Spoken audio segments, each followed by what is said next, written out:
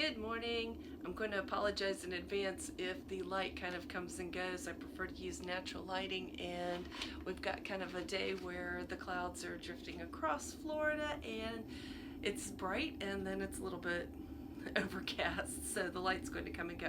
But today what I wanted to talk about zipper care. And this is my dive partner's Blackhawk Dive Bag. This is how big it is. Pretty big. And it's not a really expensive bag, but it's a fairly big bag, holds all of his gear. I really think it's his favorite bag. And we got it out of storage a while back, and we realized that there was a real problem with the zippers. And we're so eco-conscious, and we didn't want to just throw it into the landfill. The wheels still work, the pouches are all in good shape, the thing is tough as nails, and so we needed to resuscitate it, but we couldn't get the zippers open. So first we thought, well, are we going to have to cut it open in order to get to the gear that's inside?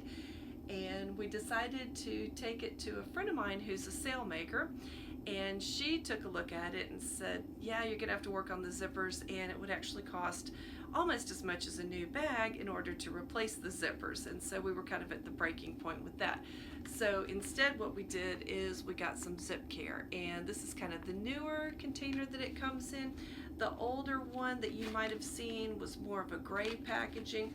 And so what this is, it's a non-silicone type of a lubricant, and I'll show you a little bit right there. And the really odd thing is when you get it, it never has a cap. I don't know why it doesn't have a cap. But you take this, you squeeze it, you use the brush, and you brush the product onto your zippers, let it soak in, and you might have to do it a couple times. And so what we ended up with on this dive bag was we ended up where we got most of the zippers working, but not all of them. So in this case, where there are two zippers right here, one of them now works, but not the other one, so it always has to be zipped up in that direction. However, the bag is still almost like new.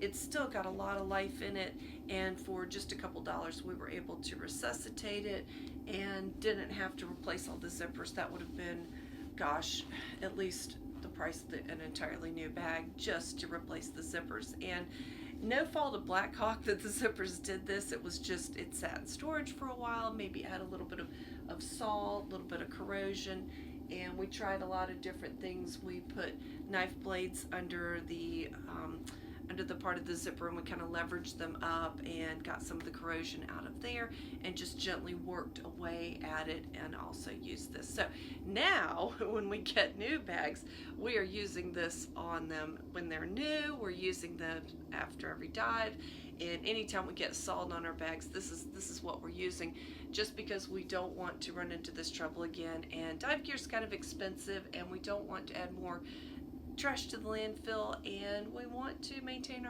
our equipment in a really nice working order. So I would highly recommend. This comes from Gear Aid.